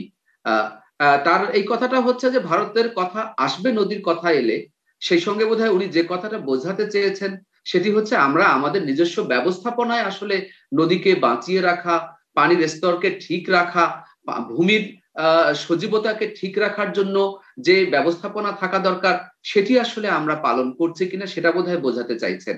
কারণ দুটো ব্যবস্থাপনা আমাদের মরুকরণ থেকে রক্ষা করবার জন্য এই অঞ্চলকে দুটো ব্যবস্থাপনা আছে। একটা ব্যবস্থাপনা হচ্ছে দেশীয় ব্যবস্থাপনা, আর একটা ব্যবস্থাপনা হচ্ছে আন্তর্দেশীয় ব্যবস্থাপনা। তো এই আন্তর্দেশীয় ব্যবস্থাপনার ক্ষেত্রেও কিন্তু একটা আন্তর্জাতিক বিষয় আছে। 1997 সালে আন্তর্জাতিক পানি প্রবাহ কনভেনশনটি 2014 সালে এসে আইনে পরিণত হয়েছে। সারা পৃথিবীতে যে সমস্ত দেশের জন্য সবচেয়ে গুরুত্বপূর্ণ এই আইন, তার অন্যতম হচ্ছে বাংলাদেশ, কিন্তু বাংলাদেশ এখন পর্যন্ত এটাতে অনুসমর্থন করে নাই। ভারত এই আইনের বিরোধিতা করেছে, কনভেনশনে এটার বিরোধিতা করেছে এই কারণে যে তারা তো উজানের দেশ। আমাদের এই জলবায়ু সম্মেলন যেটা হচ্ছে, এই সম্মেলনে কিন্তু হ্যাঁ আজকে হয়নি, কালকে হয়নি, হবে না এটা মনে করবার সুযোগ নেই, কিন্তু তুলনামূলক পিছিয়ে থাকা দেশগুলো কিন্তু এই সম্মেলনে এত গৌণ অবস্থায় থাকে যে এদেরও কিন্তু একটা শক্তিশালী অবস্থা তৈরি করা দরকার। যেমন যখন আমরা G20 শুনি, যখন এই প্রভাবশালী রাষ্ট্রগুলোর কথা শুনি, ঠিক একইভাবে যদি পিছিয়ে থাকা দেশগুলোও কিন্তু একটা শক্তিশালী অবস্থান গড়ে তুলতে পারে, তাদের মধ্যে যদি একটি শক্তিশালী অবস্থান তৈরি হতো, তাহলে কিন্তু এই সম্মেলনে গিয়ে যে ক্ষতি পুষিয়ে নেওয়ার যে দাবিটা, সেই দাবিটাকেও কিন্তু খুব জোরালো করে উপস্থাপন করা যেত। আমরা কিন্তু দেখছি এখন তো এই বিশ্ব আন্তর্জালিক যে যোগাযোগ ব্যবস্থা, সেই আন্তর্জালিক যোগাযোগ ব্যবস্থায় কিন্তু নিজের কথাটা বিশ্বব্যাপী পৌঁছে দেওয়ার কিন্তু সুযোগ আছে, যে আমরা এই কথাটা বলতে চাই, কিন্তু এই কথা আমাদের বলতে দেওয়া হয়নি। তাহলে কিন্তু সে কথাটাও কিন্তু আলটিমেটলি বলা হলো। সেজন্য আমরা মনে করি যে আসলে পিছিয়ে থাকা দেশগুলোরও একটা সংগঠিত অবস্থা খুব দরকার। আর দেশীয় প্রেক্ষাপটে আমরা যেটা বলবো সেটি হচ্ছে যে আমাদের অর্থনীতি, আমাদের কৃষি নির্ভর যে জীবনযাপন, আমাদের ভূমি ব্যবস্থাপনা, সবকিছুর সঙ্গে আমাদের কিন্তু নদীর ব্যবস্থাপনার জড়িয়ে আছে, নদীর সঙ্গে আমাদের জলবায়ুর সম্পর্ক আছে। ফলে এই জলবায়ু, নদী, আমাদের নদীকেন্দ্রিক জীবন সভ্যতা সবকিছুকে বাঁচিয়ে রাখার জন্য আমাদের কিন্তু নদীভিত্তিক জলবায়ু সুরক্ষার ক্ষেত্রেও আমাদের বিশেষ মনোযোগ দেওয়াটাও কিন্তু অত্যন্ত জরুরি। অনেক ধন্যবাদ আপনাকে। আমাদের আলোচনা চলবে, আবার একটা ছোট্ট বিরতি নিয়ে নিচ্ছি, ফিরে এসে বাদ বাকি আলোচনা নিশ্চয়ই সঙ্গে থাকবেন।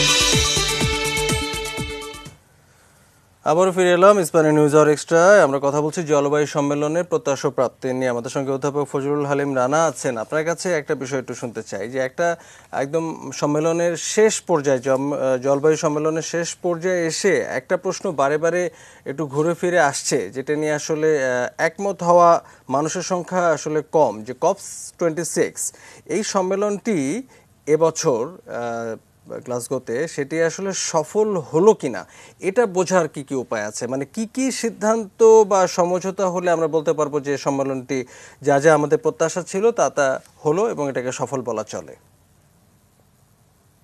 আমি এটা বলার আগে একটু হচ্ছে গিয়ে অন্য একটা বিষয় একটু এখানে বলতে চাচ্ছি। সেটা হচ্ছে এরকমের যে অনেকেই ধারণা করে থাকেন, বা আমি কাউকে ব্যক্তিগতভাবে বলছি না, সেটা হচ্ছে যে গণপ্রজাতন্ত্রী বাংলাদেশ কিংবা বাংলাদেশ নামক রাষ্ট্রটি হচ্ছে গিয়ে এই ক্লাইমেট ইস্যুকে কেন্দ্র করে কারো কারো বক্তব্য মনে হয়েছে যে সরকারের কোনো উদ্যোগ নেই কিংবা সরকারের কোনো প্ল্যান নেই। আসলে কিন্তু এটা এরকমের নয়। আমার মনে হয় যে আমাদের সবারই জানা উচিত যে এখন যে পর্যায়ে রয়েছে বাংলাদেশ, তাতে বাংলাদেশের বেশ কিছু ইনিশিয়েটিভ রয়েছে, এবং সেটা হচ্ছে গিয়ে বিভিন্ন মিনিস্ট্রি বলেন কিংবা আমাদের যে BCCTF বলেন কিংবা এনভায়রনমেন্ট মিনিস্ট্রি বলেন, এদের বেশ কিছু কাজ বা অ্যাকশন প্ল্যান আমরা বলতে পারি। যেমন ধরেন Mujib climate prosperity plan up to 2030।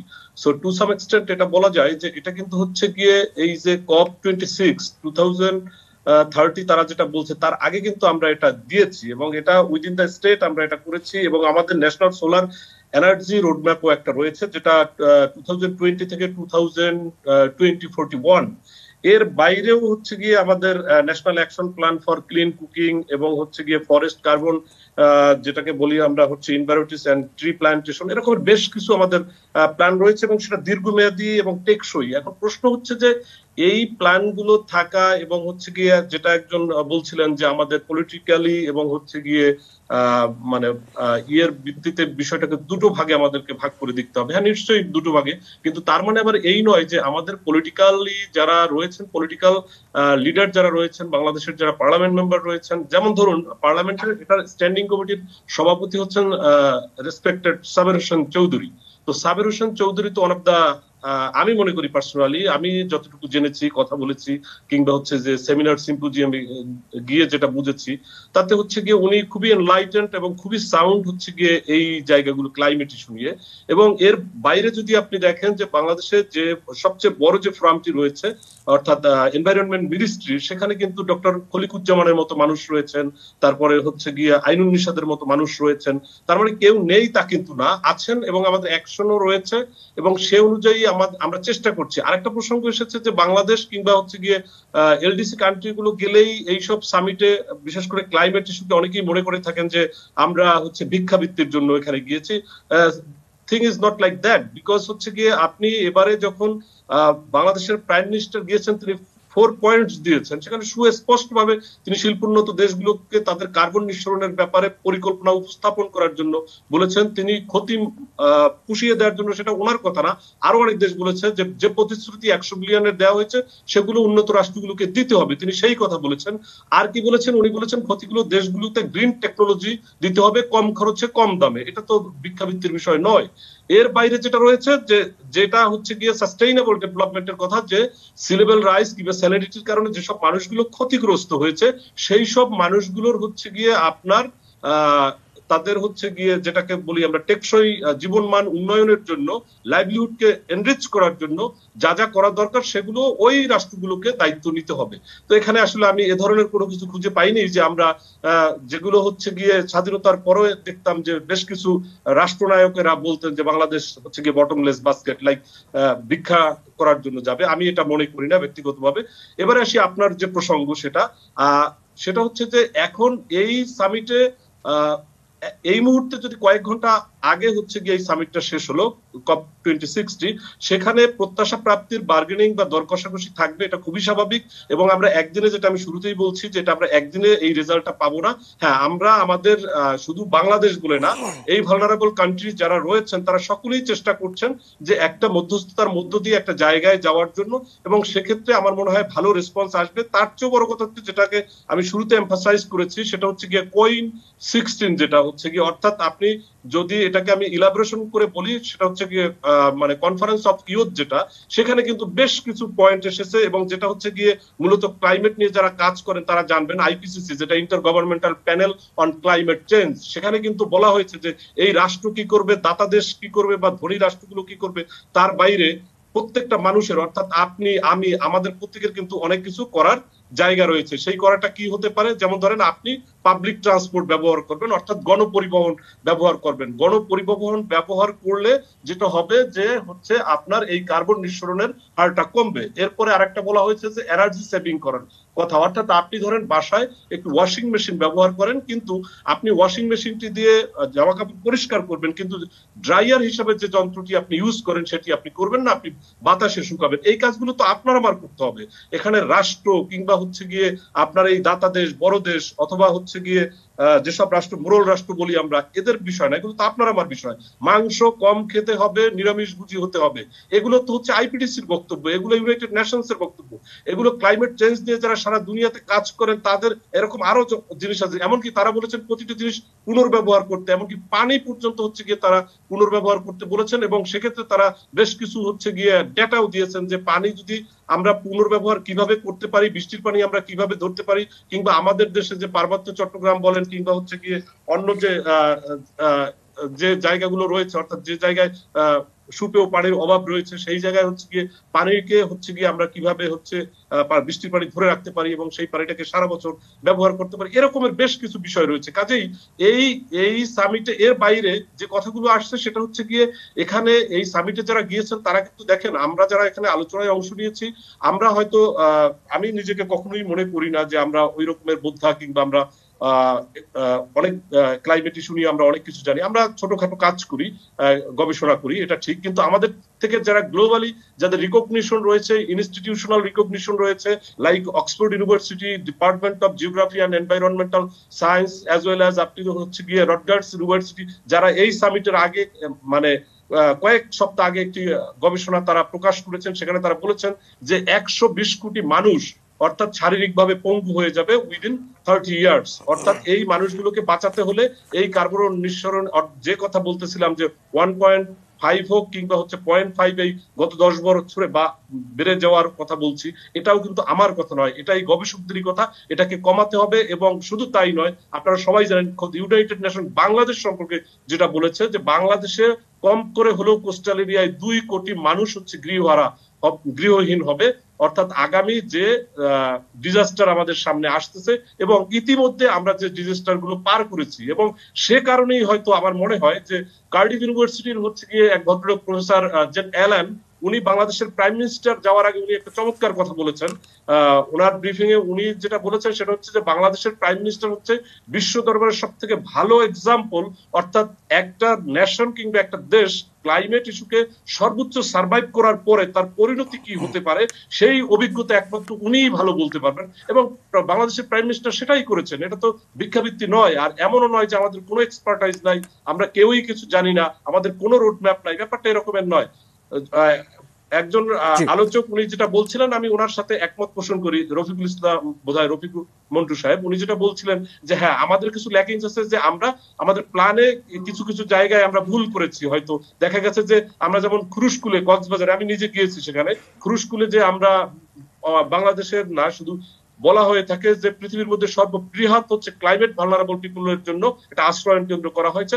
এখন সেখানে ধরেন একদম স্যাটেলাইট একটা সিটি বলা চলে, অর্থাৎ মধ্য আয়ের যে মানুষ ঢাকা শহরে যেরকমের লাইফ লিড করতে অভ্যস্ত সেরকমের প্রিভিলেজ তাদেরকে দেওয়া হয়েছে, কিন্তু এখন ওখানে হয়তো কর্মের অসুবিধা রয়েছে, কিংবা হচ্ছে গিয়ে ওখান থেকে যোগাযোগ কক্সবাজার শহরের সাথে একটু দূরত্ব রয়েছে, এগুলো ভাবনার বিষয় এবং এগুলো হচ্ছে গিয়ে প্রশ্নের দাবি রাখে নিশ্চয়ই। কিন্তু আপনি যে মানুষগুলো ডিসপ্লেসমেন্ট হচ্ছে বাংলাদেশে, সেই মানুষগুলো তো হচ্ছে গিয়ে আপনার যেটা তুহিন ওয়াদুদ সাহেব বললেন, এখানে উত্তরবঙ্গ দক্ষিণবঙ্গ বা কোনো বঙ্গের বিষয় না, বিষয়টা হচ্ছে আপনি যদি টেকনাফ যান, আপনি যদি হচ্ছে সন্দ্বীপ যান, আপনি যদি আসলে জলবায়ু পরিবর্তন এই প্রভাবের ক্ষয়ক্ষতি তো আসলে সারা বাংলাদেশের প্রতিটা মানুষই কম বেশি কোনো না কোনো ভাবে আসলে প্রত্যক্ষ করছে। এটি আসলে যথেষ্ট বিস্তৃত এবং এর প্রস্তুতি, এর মোকাবেলার প্রস্তুতিও আসলে ঠিক ততখানি বিস্তৃত হওয়ার একটি দাবি রাখে। অনেক ধন্যবাদ আপনাকে। আমাদের আলোচনার সময় আসলে একেবারেই শেষ করার আগে 30 সেকেন্ডের জন্য সিরাজুল হোসেনের কাছে যেতে চাই, আপনি কিছু যোগ করতে চাইবেন? জি ধন্যবাদ। আমি শুধু দুটো কথা বলতে চাই সংক্ষিপ্তভাবে। একটা হচ্ছে যে প্রকৃতি এমন একটা জিনিস, তার সঙ্গে কিন্তু রাজনীতি করে আমরা জিততে পারবো না, এবং প্রকৃতি এমন একটা জিনিস সেখানে কিন্তু আমরা প্রজেক্ট করেও জিততে পারবো না। আমাদের কিন্তু এখন লক্ষ্য হয়ে গেছে রাজনীতি আর প্রজেক্ট, এখান থেকে আমাদের বেড়ে আসতে হবে। COP26 সম্পর্কে আমি বলতে চাই যে এখানে একটা ডাবল ব্লাফ গেম খেলা হচ্ছে, এটা কিন্তু বুঝতে হবে। ডাবল ব্লাফ হচ্ছে যে আপনারা ডাবল ব্লাফ যারা বুঝতে পারেন না তাদের জন্য ভেঙে বলছি যে আমি একটা ব্লাফ দিলাম, একটা ভান করলাম কোনো কিছু, আমার ভানটাকে আবার নট মানে এই মিটিগেট করার জন্য আরেকজন আরেকটা ব্লাফ খেললো। এখানে কিন্তু ডাবল ব্লাফের খেলা হচ্ছে। আমি এটা নিয়ে খুব একটা আশাবাদী নই। এটার ভিতরের যে রাজনীতি সেটাকে বুঝতে হবে এবং সেই জায়গাটাতে আমাদের নিজেদেরকে দেশকে দুই দিকে কাজ করতে হবে। এক হচ্ছে আন্তর্জাতিকভাবে যাতে আমরা বেশি সুযোগ সুবিধা গ্রহণ করতে পারি, আর দ্বিতীয় হচ্ছে আমরা নিজেদের সমস্যাটা বুঝে নিজেদের যেন প্রস্তুতি নিতে পারি। আমি সেটাই আসলে সবচেয়ে বেশি গুরুত্বপূর্ণ। অনেক ধন্যবাদ সিরাজুল হোসেন। আমরা একদম শেষ লাইনটি এক লাইন শুনবার জন্য আমরা গহনাই মোয়ারা আপনার কাছে একটু আসতে চাই আজকের আলোচনার উপসংহার টেনে দেওয়ার জন্য। এইসব আলোচনার কোনো উপসংহার হয় না, এগুলো আমরা কথা বলবো এবং কথা ঠিক জায়গায় পৌঁছাতে হবে, এটা মূল কথা। আমাদের হয়তো অনেক পরিকল্পনা আছেন, আমাদের বিশ্ববিদ্যালয়ের শিক্ষক যেটা বললেন, কিন্তু সেখানে জনগণ কতটুকু জানে এবং জনগণকে সম্পৃক্ত করে কতটুকু পরিকল্পনা তৈরি করা হচ্ছে এবং তাদের কাছে সেই পরিকল্পনার জবাবদিহিতাটা কি আছে সেটা আমাদের মাথার মধ্যে রাখতে হবে। এবং এটা আসলে ভিন্ন বিতর্ক। পরিকল্পনা তো বাঁধিয়ে রাখার জিনিস না, এটা মানুষকে নিয়ে করতে হবে।